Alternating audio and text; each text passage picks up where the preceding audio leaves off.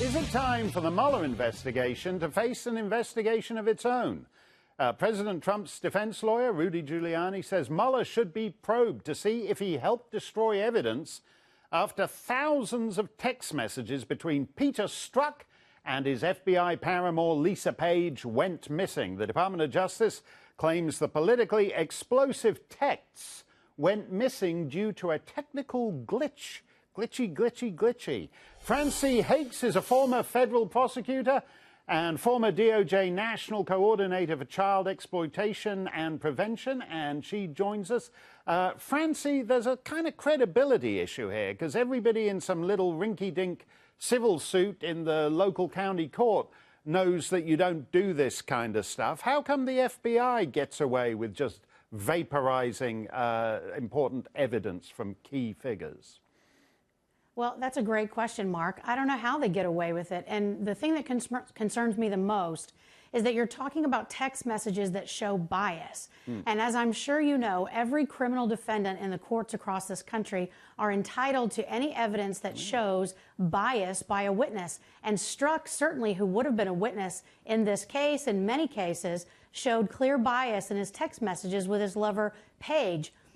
It was wrong for the Department of Justice to get rid of these text messages. They were the subject of an OIG investigation already, and it seems to me to be a constitutional violation that they cannot provide these text messages to any current or future defendants. Well, Peter Strzok is this very weird figure because there's like 35,000 FBI employees, but somehow this guy is the indispensable guy. He's on the Hillary investigation. He's on the Trump investigation. He gets sent to the White House to stitch up Michael Flynn. He gets flown to London to see Alexander Downer, the Australian High Commissioner, so they can get the goods on Papadopoulos. And then he's sent to the special counsel's office.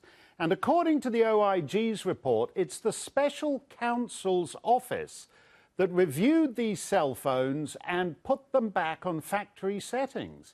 Isn't that corruption in the special counsel's office? Well, it certainly seems like it could be, Mark. My concern here is that Bob Mueller was a United States attorney, a presidential appointee. He was the FBI director. He knows better than most people what is relevant to a potential prosecution. And what is relevant is always exculpatory information. Right. And that is what is contained in these text messages. And it is shocking that they deleted them. And it makes you wonder whether it was purposeful. Yeah, and that phrase you use, exculpatory information, that's actually, prosecutors can be punished for that. Now, nobody seems anxious to punish Bob Mueller, so maybe Giuliani has a point about investigating the investigator. Another thing, Francey, while we have you, a new report claims that President Trump's former attorney, Michael Cohen, who famously said he had never been to Prague, may have been there in the summer of 2016. According to cell phone tower evidence. And that, as you know, was one of the most explosive allegations in the various Trump details in the Trump dossier. Is this anything real, or is it hearsay upon hearsay? Well, I think, Mark, you hit upon it. I think it is hearsay upon hearsay. It reminds me of the very Steele dossier that was the source of this information in the first place, that has been unverified. It is still unverified to this day and relies upon mysterious Russian or Eastern European intelligence sources, the same thing that the FBI and the Department of Justice asked the FISA court to rely upon in the Carter Page FISA warrant. It is not reliable information, and until you show me American surveillance by Americans that prove he was in Prague, I'm not going to believe it. So you don't see why this MI6 guy, Christopher Steele, a British subject, should be allowed to interfere in the 2016 American election, basically? I really don't. I think we should leave that to Americans. Okay.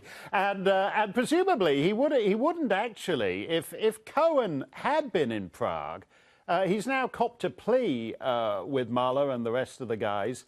He would presumably have no incentive not to disclose that. So if he had been there, the investigation would know it, wouldn't they? Well, they would. And in fact, he has made no secret of his newfound hatred for President Trump and his evil ways, as I think he put it. And so I think if he was in Prague and it was part of some vast conspiracy by the president to collude with Russia to throw the election, I think he'd be on Twitter talking about it right now. Yeah, he does seem to be relatively leaky about that. Are we anywhere near a wrap-up of this investigation? Well, of course, rumors say that Mueller will put out a report in February. It's long overdue, in my opinion. This investigation has been going on now for well over 2 years. I can't imagine what it is they're doing now. I look forward to seeing the report. But I think at this point, he's just justifying the millions of dollars that he's been spending. Okay, well, he's been spending millions of dollars resetting iPhones to factory settings. It looks like they've been doing a bit of that anyway. Francey, thank you for explaining all that to us.